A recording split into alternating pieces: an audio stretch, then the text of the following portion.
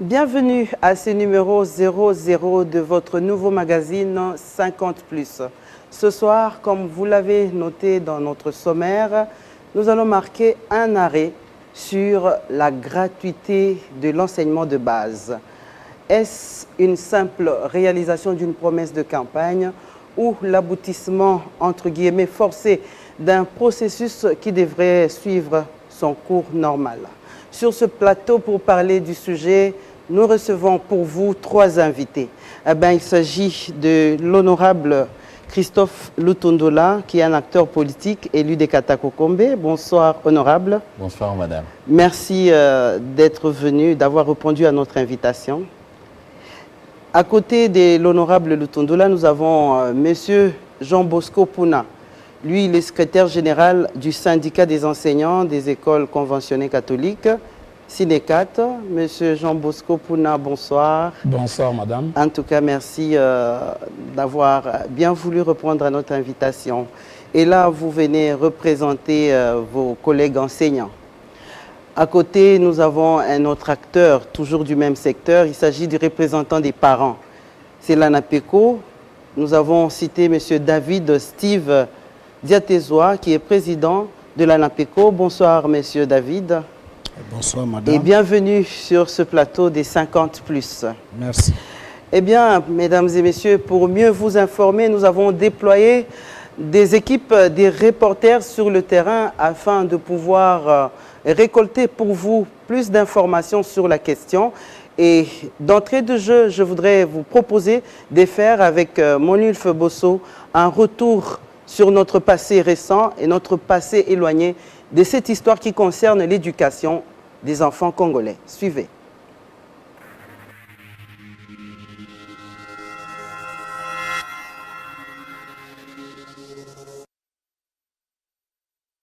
La situation remonte vers le milieu des années 80. L'État zaïrois se détache progressivement de ses obligations constitutionnelles, réduisant à chaque exercice budgétaire l'enveloppe destinée au secteur de l'éducation. Sur le terrain, les conséquences ne se sont pas fait attendre. L'on assiste à la paralysie des activités scolaires. À la base, le non-paiement du personnel enseignant. La situation atteint son paroxysme en 1992, lorsque la grève des enseignants débouche à une année blanche, sans pour autant faire fléchir la volonté du gouvernement de l'époque, confronté à plusieurs revendications à caractère social et fragilisé par un pillage qui a détruit tout le tissu économique du pays. Ce fut aussi un moment où le Zaïre amorçait un tournant décisif de son histoire avec l'organisation à Kinshasa de la Conférence nationale souveraine. Essayons de nous entendre au maximum et nous irons de l'avant pour une bonne troisième République. Face à ce que beaucoup de Congolais qualifient de démission du pouvoir étatique, le cardinal Etchou convoque une tripartite. Église catholique, école, parents, pour des solutions. De cette rencontre naquit un protocole d'accord au terme duquel les parents, premiers responsables de l'éducation de leurs enfants, s'engagent de manière exceptionnelle à prendre en charge les frais de transport des enseignants au motif de sauver l'année scolaire en péril. Ici, il était question d'éviter la malheureuse expérience de 91 et 92, années pendant lesquelles les enfants congolais n'avaient pas repris le chemin de l'école. La mesure de 1993, qui au départ provisoire, s'est non seulement maintenue et pris plusieurs dénominations. Frais de transport, prise en charge des enseignants par les parents et enfin motivation, mais c'est également étendu sur l'ensemble du territoire national, touchant aussi l'enseignement supérieur et universitaire. La mesure sera finalement avalisée par l'État zaïrois qui abandonnera toutes les charges liées à l'enseignement public aux parents. Pourtant, le pays est signateur de plusieurs conventions et traités internationaux, lesquels garantissent le droit obligatoire à l'instruction. Comme le pouvait imaginer, les conséquences de cet abandon ne se sont pas fait attendre. À tous les niveaux, la qualité de l'enseignement a fortement baissé. Le produit formé ne répond plus aux besoins et aux exigences du développement de la République démocratique du Congo. De nombreux enfants issus des familles moins nantis se trouvent exclus du système scolaire congolais. À titre illustratif, selon les rapports de l'UNICEF, un enfant de 6 à 14 ans n'a jamais fréquenté l'école et risque de ne jamais la fréquenter. Les enseignants ont perdu de leur notoriété vis-à-vis des élèves et de la société. Devant les dérives de cette pratique, les syndicats des enseignants et les comités des parents ont signé plusieurs protocoles d'accord pour abroger ou supprimer la prise en charge des enseignants par des parents. Sous le règne de Joseph Kabila Kabange, le Parlement de la deuxième législature de la Troisième République saisit la balle au bon et inclut la gratuité de l'enseignement dans la Constitution révisée de 2011 en son article 43 et la loi cadre numéro 14/004 du 11 février 2014 en son article 72 régit la gratuité de l'enseignement depuis l'école primaire jusqu'au secondaire. Le gouvernement Matata, le premier à appliquer les prescrits de la Constitution, consacre la gratuité de l'enseignement. Le processus démarre avec la construction des infrastructures d'accueil. Ces projets concernent 5000 écoles sur toute l'étendue du pays. Quelques provinces pilotes expérimentent déjà cette gratuité. Le décor est ainsi planté et permet aux candidats des différentes échéances électorales de promettre aux Congolais un enseignement gratuit et obligatoire. La mise en application effective et totale de la gratuité de l'enseignement en cette année scolaire 2019-2020 est donc la résultante d'un long processus entamé depuis près d'une décennie en République démocratique du Congo.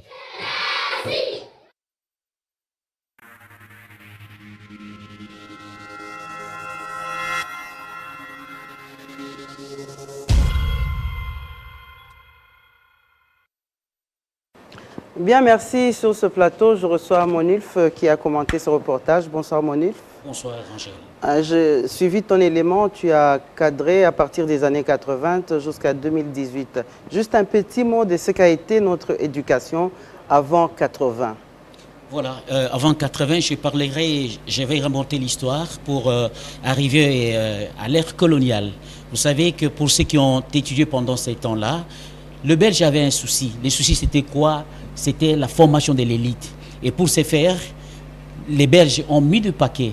Alors, ceux qui devraient aller à l'école était obligatoire parce que c'est pour vous dire que la gratuité de l'enseignement, aujourd'hui, quand on dit que c'est obligatoire, ce n'est pas quelque chose de neuf, comme je dirais. C'est-à-dire, on pouvait aller à l'école, étudier gratuitement et on recevait tout. Les livres, les cahiers, les stylos, tout ça. Ça veut dire que les élèves venaient et trouvaient tout sur place. Ils trouvaient tout sur place sans que ça puisse poser de problème. En suivant votre reportage, nous constatons que vous avez annoncé que la gratuité s'applique depuis 2011. Oui, ça s'applique depuis 2011. Alors, il y a eu cette prise de conscience sous le régime de Kabila en 2011 et on a inscrit la gratuité de l'enseignement dans la Constitution. Je voudrais me tourner vers l'honorable Lutundula. En 2011, vous êtes au Parlement. Exact. Déjà, vous êtes déjà au Parlement. Exactement. On parle de l'article 43 de la Constitution qui consacre la gratuité de base, la gratuité de l'enseignement de base. Comment cet article a été conçu et comment l'application devait se faire? Parce qu'on dit que ça commence en 2011. Vous confirmez cela? Oui, je confirme. Et d'ailleurs, du côté pédagogique, j'ai la Constitution ici pour qu'on comprenne bien. Article 43. Toute personne a droit à l'éducation scolaire. Il y est pourvu par l'enseignement national. L'enseignement national comprend les établissements publics et les établissements privés agréés. La loi fixe les conditions de création et de fonctionnement de ces établissements. Les parents ont le droit de choisir le mode d'éducation à donner à leurs enfants. Et enfin, l'enseignement primaire est obligatoire et gratuit dans les établissements publics.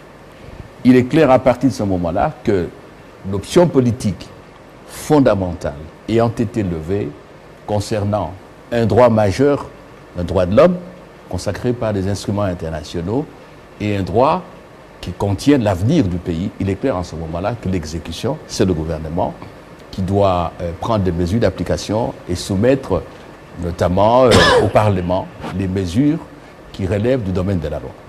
Je voudrais donner la parole aux parents d'élèves. C'est l'ANAPECO, M. David. Est-ce que vous qui êtes à la tête de l'ANAPECO depuis plusieurs années, en 2011 déjà, on applique la gratuité de l'enseignement des bases. Comment cela s'est passé sur le terrain exactement? Sur terrain, cela s'est passé que les classes de première et de deuxième primaire, les parents ne pouvaient plus payer des frais de scolarité parce que ces classes étaient devenues gratuites. Mais dans le fait, il n'en a pas été question. C'était un échec. Donc de 2011 à 2019 ici, cette gratuité qui était graduelle n'a pas fonctionné. Nous, les parents, nous avons continué à payer les frais de scolarité. On a parlé des provinces pilotes parce que là, je me rappelle bien que Kinshasa, effectivement, les parents ont continué à payer et Lubumbashi. Kinshasa et Lubumbashi n'étaient pas concernés jusque-là par la gratuité. Oui. Et ce sont les autres provinces de l'arrière-pays qui étaient concernées. Mais partout là-bas, les parents ont continué à payer les frais parce que l'État n'avait pas prévu quelque chose pour les enseignants concernés par la gratuité. Et donc, c'était un échec. Je voudrais revenir à M. Bosco Puna. Monsieur Puna, on parle de la gratuité en 2011. Vous êtes syndicat des enseignants, les parents ont donné leur mot et vous, qu'est-ce que vous dites? Bon, merci madame, mais il faut déjà dire que l'honorable venait de le dire, il a rappelé la disposition constitutionnelle. Je crois déjà en 2006, l'article y était déjà, qui consacrait les droits à l'éducation de chaque enfant. En 2010, le président Joseph Kabila lance la gratuité et nous avons comme ministre le ministre Macaire qui devrait définir les modalités d'application de cette gratuité. Malheureusement, eh bien, on va faire une discrimination que nous, syndicats, nous avions toujours condamnée. Les villes de Lubumbashi et Kinshasa n'étaient pas concernées par cette gratuité. Mais alors, on a essayé avec les autres provinces, l'arrière-pays, ça n'a pas fonctionné. Le président de l'ANAPECO venait de le dire. Donc, c'était une véritable supercherie. Et bon, voilà, aujourd'hui, ça nous rattrape. Donc, il faut simplement dire que cette gratuité, c'était, bien sûr, c'est codifié dans la Constitution, mais les acteurs politiques n'avaient pas eu la volonté de pouvoir l'appliquer tel que nous le remarquons aujourd'hui. Je crois qu'aujourd'hui, il faut saluer les efforts de la nouvelle gouvernance qui arrive. Il y a une volonté politique qui est je vais vous arrêter parce que nous allons parler justement de la nouvelle gouvernance avec le reportage qui va suivre. Donc ça n'a pas fonctionné et c'était véritablement du bluff. Ça avait dérangé beaucoup de familles. Nous, enseignants, nous étions dérangés. Je crois qu'aujourd'hui, il faut saluer ce qui arrive. Ok. Monif, tu as quelque chose à ajouter là-dessus? Juste pour... je pense bien que je peux contredire le président de l'ANAPECO et les syndicalistes du syndicat parce que nous avons des témoignages. Dans les Kasaï, par exemple, il y a eu effectivement, parce que moi je me pose la question, si le monsieur de l'ANAPECO est en contact avec ceux qui sont dans des provinces, parce que nous avons eu le PROVED qui nous ont confirmé comme quoi, première, deuxième, troisième, il y a eu effectivement cette gratuité. Et cette fois-ci, ils sont débordés. Vous allez suivre. Je ne voudrais pas... voilà, pour avancer, voilà, vous n'anticipez pas exactement. Je ne voudrais pas anticiper. Je pense qu'il y a des témoignages pour ça, mais justement, il faut recadrer parce que nous sommes ici devant l'opinion. Il faut que nous donnions de la très bonne information. Voilà, Monulf, je te retiens. Il y a un élément de reportage que tu as signé avec Anita Luambois sur les 3e cycles électoral qui vient et qui parle, dans les promesses des campagnes, on parle de la gratuité de l'enseignement de base. Je voudrais bien que nous puissions ensemble suivre d'abord ce reportage, ensuite on va revenir.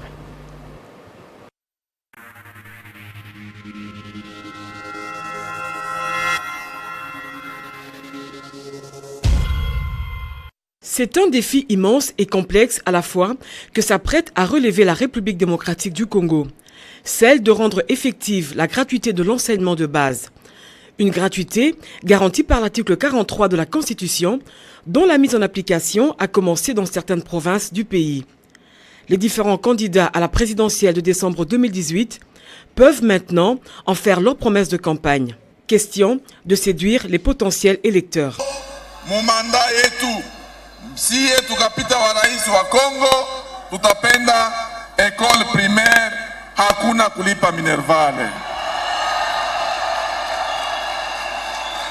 Discours démagogique ou simple utopie, peu importe, mais seul parmi les 19 candidats à la course présidentielle va réaliser sa promesse de campagne.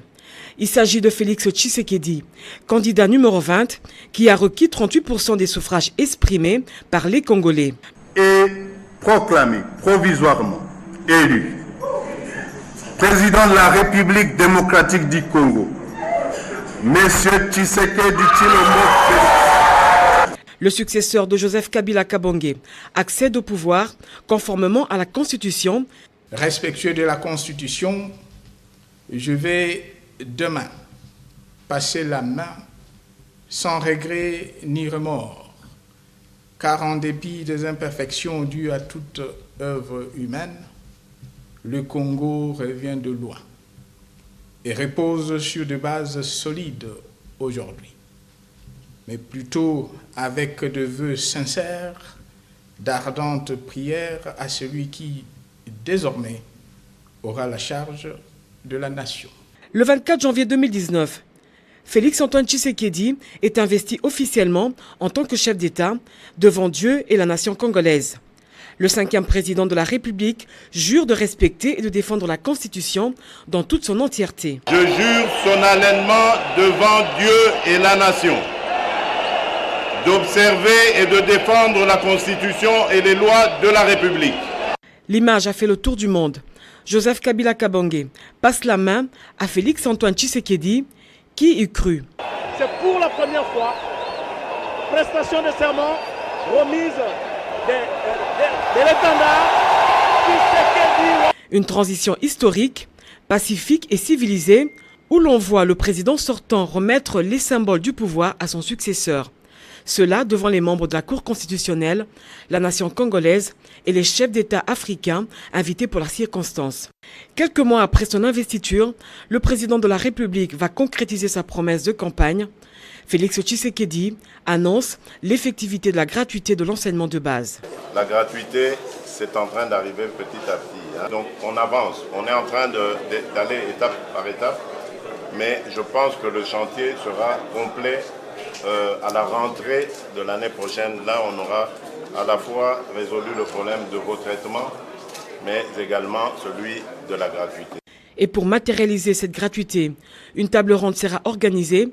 Celle-ci va réunir les acteurs de la société civile, les experts du secteur de l'éducation, ainsi que les représentants des 26 provinces. Ensemble, ils vont examiner avec la plus grande attention l'applicabilité de cette gratuité. L'alinéa 3e de l'article précité de la Constitution de notre pays non seulement rend obligatoire l'éducation de base, mais également et surtout impose sa gratuité, tout au moins pour les établissements publics. À l'issue de ces travaux, des mesures d'accompagnement ont été prises. Parmi les recommandations formulées, on note la qualité de l'enseignement, les conditions d'accueil qui passent par la construction des nouvelles écoles. Et pour garantir cette effectivité, avant la rentrée scolaire, tous les directeurs des provinces éducationnelles se sont réunis pour préparer la rentrée scolaire.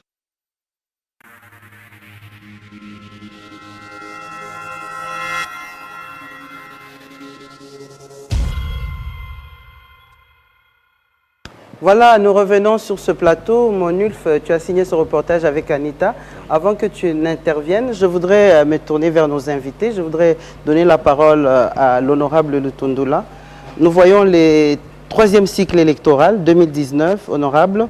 En 2006, on a eu des élections où les candidats n'ont pas promis des gratuités de base, des gratuités plutôt de l'enseignement de base. En 2011, non plus. Pourquoi on promet cela en 2019, en 2018? Oui, moi je n'ai pas été candidat à la présidentielle jusqu'à aujourd'hui, mais que je sache, oui. Tout le monde en a parlé, parce que moi j'étais sur le terrain. Oui. Et puis, à la campagne précédente, tout le monde en a parlé aussi.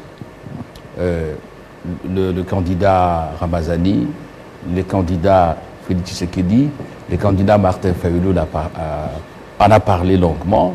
J'en parle en connaissance de cause. Moi je suis de l'opposition. Donc, je crois qu'il fallait donner un tableau complet. Ensuite, je voudrais souligner ceci. C'est une option constitutionnelle. Elle ne se discute pas. Oui. C'est clair comme de l'eau claire dans un verre clair. Je dirais mieux, c'est une option consacrée par les instruments internationaux comme un des droits fondamentaux de tout citoyen, le droit à l'éducation. Okay?